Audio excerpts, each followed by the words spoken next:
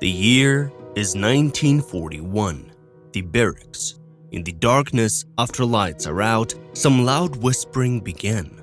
After all, everyone here was shocked when they found out who Fräulein Morey was by blood.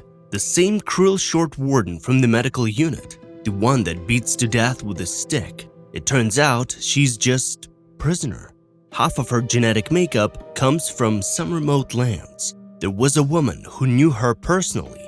Here we will tell the story of not at all an Aryan lady, but rather a lady who nailed herself to the Aryans, having made a serious deal with her conscience. What is her story? Watch carefully, because you have rarely seen a character with this level of resourcefulness anywhere. This is Explore History, and we continue with our episode.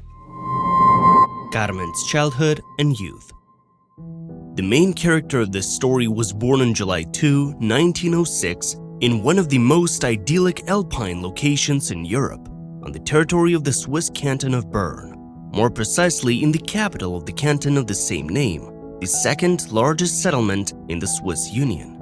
The baby appeared in a multinational family, British Dr. Ernest Emile Morey and a Filipino woman, the daughter of a woman who was picked up during one of his endless colonial adventures by Swiss men. She received the passport name Leona Bischoff. Leona's origin has long been questioned. It was claimed that her biological father was Samuel Wertmüller Bischoff, a wealthy Swiss businessman, but the marriage between her mother and the alleged father was not registered. That is, Carmen's mother was actually a morally depraved dirty woman, and in practice, she was the second wife of the cunning rich man Bischoff. She gave birth to children only from the official one. Before the Nazis came to power in Western Europe, Europe as a whole did not care about this. They named their daughter without any doubt, in Spanish manner. Carmen is derived from the abbreviated Latin epithet Madonna of Mount Carmel. According to Catholics, it was on this mount that Mary the Virgin appeared to the world. The name was chosen by the mother herself. After all, in the Philippines, the culture gradually became entirely Spanish. There is even information that the mother tried to make a faithful Catholic out of the main person of our story.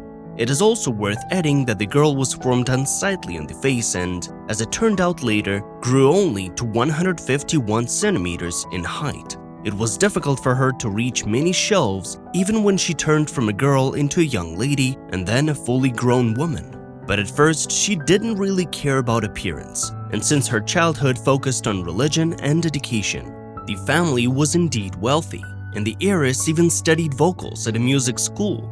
She dreamed of a career as a singer. In an elite educational institution, she was considered an exceptional student. Carmen traveled a lot with her parents, acquiring even more knowledge about the surroundings. When Carmen was 12 years old, she witnessed legal scandals. After the death of her mother's common-law husband, the same Samuel Bischoff, the mother urgently claimed her rights to the property of the said businessman. And this still, despite the fact that the main soul eater, judging by the notarial records, was considered to be the wife of two men. She tried to prove that her first marriage was also official and legitimate, and allegedly Bischoff's two children are from her. Leona Morey still managed to grab some share of the inheritance, some kind of dowry for Carmen, who, as you understood, clearly didn't shine with beauty. At the age of 12, it became fully clear. And in her last school years, she still managed to be recognized here and there as a singer. The beginning of the 20s was a fabulous time for Switzerland, which, without participating in the First World War, continued to prosper all the time, and even became richer due to the defense order from other Western countries. Youth, 1920s. And when it comes to Carmen, the best in her life were the entire 1920s. She not only sang at concerts and in different restaurants, but also began to work as a correspondent for one of the newspapers of her native beautiful Bern. That is, she could fully realize herself creatively. Being able to speak 6 languages, she prepared materials for publications in other countries, moving throughout Europe. Unhappy fate gave her the most lucrative career in one newspaper in Berlin, in which she was not afraid to settle down in 1930. 3 years before the Nazis fully seized power. Although few believed in their success, Berlin welcomed the 24-year-old Swiss native with open arms. Nevertheless, after 2 years, she began to understand who would be the master in this country. If only somebody could give this woman a real look at how things worked in this world, while it was still possible.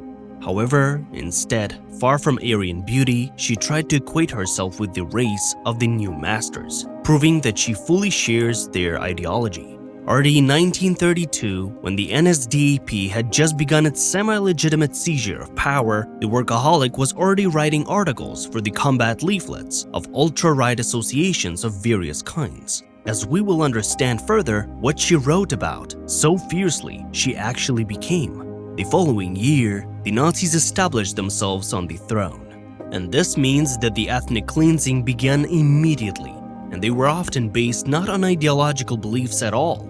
The not far-sighted SA troopers had no time to understand them, but purely on appearance. And she didn't fit into being of a half Swiss, half Filipino origin, but as 100% Jewish or Roma person. Having somehow found herself in an unpleasant situation, Carmen finally realized in 1933 that she had to get a job where Hitler's distributors could not get to her. What kind of idea came to her mind? Carmen, Gestapo agent. A long time ago, having just started her career as a journalist, she had acquired useful contacts, which now, in 1933-1934, allowed her to join the ranks of, well, of course, not the NSDAP, but in the orderly columns of secret agents of the Gestapo. Here, such a phase is simply necessary. To communicate with such a person among the Untermensch and then handing them over to the Nazis is the treasured thing. She worked on her own free will for the Gestapo. She was sent to monitor the mood of anti-fascists to a neutral neighbor, that is, in her native Switzerland. Of course, her relatives, friends, and acquaintances who met her there knew nothing about her, by now, secret mission. But the occupiers regularly sent Carmen to Switzerland to collect information. Then followed a business trip to France to identify the ringleaders among the Jews and communists there. Historians interpret the tasks of the spy in this country in different ways. Some believe that she continued to spy on German Jewish immigrants who were turning the people in France and its government against the neighboring state where the National Socialists had come to power. Others believe that Fräulein Morey was engaged in collecting data on the Maginot Line, a system of French fortifications on the border with Germany from Belfort to Longuyon, built in 1928 to 1936. In all likelihood, she performed both tasks at the same time. The role of the main person of the episode was strictly classified. The data on her status is unknown even today. The matter apparently is no longer in secrecy, but already ironically in the loss of documents. Arrest while in France. Finally, in 1938, the enraged French intelligence arrested the described spy, and 2 years later, the court of the Third French Republic sentenced her to death. But the public didn't know about this. The official arrest and the already high-profile trial took place only 2 years later. And this suggests that France, more than sure, used the deranged madam as a double agent. The French authorities forced her to reveal her colleagues inside France, namely those who look Jewish or even being Jewish, volunteer agents of the Gestapo. But the 1940th year was not the last in Carmen's life. It is still a mystery who exactly played a key role in the release of the Gestapo spy. Either it was the personal benevolence of the French president or the persistence of an influential friend of her rich father, who then enjoyed great authority among the chief doctors of France. As a result, Carmen Morey received a pardon, and soon after that, France itself fell under pressure. But those who are smart will understand that in fact she was kicked back to the Nazis to spy among them. Most likely, they explained, after the overthrow of Hitler's power, work for the resistance will be the only guarantee of her acquittal at the future tribunal over the servants of the Third Reich. According to a number of researchers, the reason for the pardon could even be Carmen Morey's personal offer to cooperate with the French intelligence as a double agent. That is, no one offered her anything, she offered everything herself. There is no data on this that we can depend on, but there are a number of indirect signs. In particular, the Gestapo, upon the return of its volunteer to Berlin, for some reason immediately lost confidence in its spy. Arrested by the German authorities almost at the ramp of the plane, this was in the autumn of 1940, Morey was taken personally to the office of the head of the Gestapo, Heydrich. He personally interrogated the woman after she was absent for a much longer period. Some researchers write that it lasted for a whole week. Was the lady tortured? After lengthy interrogations, Morey was released, taking an oath not to leave Germany. It is known that the Gestapo chief intended to involve her in propaganda work on German radio, which broadcast to both France and Great Britain. In these countries, there were supporters of Nazism, as in many others. Probably this would have happened. But due to unclear circumstances, maybe even due to these same interrogations, the pseudo-Aryan lady made an attempt to escape from the Reich. By the time Germany invaded the Soviet Union, 35-year-old Carmen had finally realized that she would remain a dirty hound to the damned National Socialist Nordics, and their death machine is not done until its purpose is fulfilled. That being, she decided to break her promise to the Nazi in order to get out of here and live somewhere very quiet. But it's too late to drink Barjami when the liver isn't functioning. Germany was locked to many of its inhabitants. As a result of an unsuccessful escape attempt, instead of working on the radio, the woman was sent to the Ravensbrück camp. In Ravensbrück, ethnographer Germaine Tillon studied African tribes. Once in this correctional institution, risking her life, the learned lady kept a diary, recording the most important, terrifying but unforgettable facts. Subsequently, she testified in war crimes cases. In 2008, at the age of 100, she died surrounded by loved ones, including Agnès Girard, with whom they twice escaped death in the gas chamber of Ravensbrück. This was the only all-female concentration camp, built in May 1939. Originally, it was designed for 3,000 prisoners. The camp had flower beds, an aviary, and a hairdressing salon for security. Prisoners huddled in 150 people per barracks. In February 1945, the number of prisoners reached 46,473. Babies died of hunger. About 600 people died in 8 months. About 50,000 women were killed, gassed, and shot. Some of the others died from exhausting labor, in particular at the Siemens plant. Many hours of roll call in the cold and light clothes, beatings and attacks by dogs led to the death of more people. Local women recruited as guards became truly cruel guards. For minor violations, such as curling hair, they were supposed to get 25 lashes and solitary confinement in a bunker without food and a bed. How did these women manage to survive in those conditions? The detention facility housed a wide range of women, ranging from gender equality activists and sex workers to female Soviet servicemen who had been captured. And of course, there were a large number of girls of Jewish and Gypsy appearance. Carmen Kapo. Some of the prisoners of the death camps immediately agreed to replenish the army of accomplices of their own oppressors. In exchange for contempt from the majority of the prisoners, they received privileges. They were clean, fed, and not used in especially hard labor. Such Jews of all countries got the name Kapo. It is no longer clear whether the Jews or the Nazis came up with the name. Carmen, with her tendency for a hypocritical lifestyle and fast decision-making, immediately became a Kapo. Morey's activities before 1944 remain almost unexplored. It is assumed that at first she could have collaborated with Ludwig Ramner.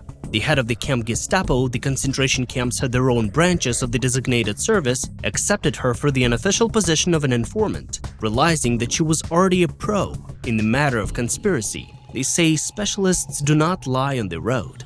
Sadly, there is little direct confirmation of this. The authors of monographs devoted to all capos at once insist that in this aspect, there are only a few indirect indications that should be ranked among myths. What if they were true? Who knows now? After all, over time, Morey was able to achieve a promotion in the camp. This is already a fact. Not everyone was accepted to the ranks of a traitor as capo, and over time she also became the head of the barracks. Unlike the rest of the prisoners, this young lady lived with her colleagues in a separate part of the barracks. She and her co-workers enjoyed significant indulgences, including improved food and release from work. From any work, by the way, it is worth noting, except for the work related to informing, after careful observation, which she was entrusted with. In order to maintain the benefits associated with this status, it was necessary to perform her duties impeccably, and Carmen fulfilled them. Yes, Carmen served diligently. She was not even 40 years old. She wanted to live, moreover to live well, in spite of any moral boundaries, as she was used to earlier. She simply could not get used to the life of a prisoner. So, according to the testimony of witnesses, she defended her privileges with such fury that even experienced SS men were afraid of this monster and despised her. Here about cynicism and, in fact, about appearance. Those who guarded the women's zone called Ravensbrück. For those who don't know, we will explain that this deadly area was located in the state of Brandenburg, 90 kilometers north of Berlin. Carmen Morey mainly worked in the 10th block, medical, since women with mental disorders and tuberculosis were kept exactly here. Witnesses asserted about her inhuman and bestial cruelty towards female prisoners. What did they mean? The fact is that Morey's special attention was attracted by vulnerable, mentally unstable patients, that is, female Untermensch, who could be frightened especially successfully due to the special sensitivity of their psyche. However, normal in terms of health prisoners were not immune from her atrocities. In general, the testimony against Morey at the trial was contradictory. We will never know the real factual truth. After all, there was a kind of confusion. Some witnesses even claimed that the renegade tried to help certain prisoners, but then others said, using all possible oaths, that Morey had beaten the patients hard. She was indirectly responsible for the deaths of at least 60 Jewish women. She was also accused of personally participating in the process of selecting prisoners to be sent to the gas chambers. She was seen taking away children from their mothers. Children weren't left alive just like that, only to participate in experiments or worse. According to the Yad Vashem organization, she was considered one of the most violent capos in all of Ravensbrück, earning the nickname the Black Angel of Ravensbrück. It is unlikely that such a nickname will be given to someone who helped more than killed. With the help of a single stick, Morey committed madness that surprised even cruel guards. She beat prisoners to the point of disability, and she loved the power she received. Like many outright psychopaths, Morey had no feelings for men, directing her love to the Dr. Ernest Morey. This bloody experimenter is known in history as Dr. Claude. Carmen was sexually insatiable. Many witnesses claimed that these two were always together. Men have never paid attention to her as a woman. The reasons are already known to you. Clearly, we mean the local officers of the Gestapo and the SS. Only a representative of her own sex could understand her, and the same otherwise. For both of them, it was an animal romance, the passion of which overshadowed all the heavy thinking about what these moral monsters had behind them and what the future held for them. Intimacy took them to a completely different world, their personal one, which was here and now, and it doesn't matter what was or will be there. They even talked about some abstract topics about the future. We can just wonder now if Morey, among the sadistic doctors, also turned in Dr. Claude. It's known that Ernest Morey still escaped the fateful trial, hiding for 2.5 post-war years in Europe, and in 1948 altogether dissolving somewhere in impassable medical missions inside Africa. Thus, she survived. The year after the war. When British troops liberated the camp, Carmen Morey, as one of the fluent English speakers, assisted in locating and identifying the doctors in hiding. After all, she managed to hide at the time when prisoners from the medical block and those who lived in the block she managed remained in the camp, and the rest of the prisoners knew her as an ordinary lower medical worker. Some people even said that she was a prisoner too. Poor thing. She didn't hesitate and with amazing accuracy fulfilled the demands of British officers. In particular, when it became necessary to identify medical personnel or camp guards, among the prisoners, she unmistakably singled out everyone. In fact, Morey's actions led directly to the arrest of those responsible for the crimes committed at Ravensbrück. Thus, after helping the British, they simply let her go home. For a little over a year, Morey tried to live an inconspicuous life, merging with the crowd of ordinary German women. But her former prisoners recognized her and pointed her out to the closest representatives of the military administration, which was represented by the British Armed Forces. It is not difficult to imagine what happened next. Arrest and consequent trial. As a result, the lady who made the mess joined the dogs at the tribunal, which made a decision already in 1947. Materials were collected on Morey for a whole year. During the trial of former concentration camp employees in Ravensbrück, Carmen Morey remained unfazed. She claimed that all the accusations were false. The self-confident, terrible Hellcat declared that if she had been guilty, she would have immediately confessed to what she had done. Outside the courtroom, nonetheless, her behavior was drastically different. She threw leftover food at the guards and insulted them. That is, judges, juries, witnesses, and even her watchmen received negativity from her. The latter were called English pigs. She even refused to eat in protest. Despite her words and defiant behavior, after a thorough examination of the evidence presented, the court found her guilty of the deaths of at least 60 women. And the rest who were beneficial by her were also unlucky. Someone was left crippled, and someone had marks on their bodies for life from blows with a stick in Morey's hands. And one more important point here. At the trial, the behavior of the accused was, to put it mildly, extraordinary. First, Morey mistakenly went to the witness stand, from where she was returned to her place. During the interrogation, she actively denied her involvement in the crime, interrupted questions, and generally behaved more like a reporter covering the hearing, and not like a defendant. This fact was recorded in official protocols and in the memory of eyewitnesses. Fluency in foreign languages allowed her to be there without an interpreter, which also affected the course of the process. Nevertheless, we repeat that after a year of meetings, namely in 1947, Carmen Morey was found guilty. No matter how much the rope twists, she was sentenced to death. But the British didn't have time to carry out the sentence. Ironically, she had written a letter to the British military prosecutor shortly before expressing regret that she wouldn't be able to see the planned execution. "I'm sorry, but I can't wait for your British execution." Thus, she deceived the entire law enforcement system here as well. Her end. The main character of this plot, Carmen Castro Morey, committed suicide right in her prison cell. With knowledge of the matter, after all, she worked in tandem with a professional, she cut her wrists. Since it was not noisy, no one from the security came to visit the cell in the middle of the night. As a result, the traitor calmly lost all the red fluid of her body. In the morning, the English, stunned by their impudence, could only declare death. Someone even wrote that the accused, being dead, even a little, smiled. But why? She managed to avoid the famous news of the tireless doctor-executioner Albert Pierrepoint. That was X-War History. Subscribe to our channel and leave a like. History should not be forgotten, and we see you later.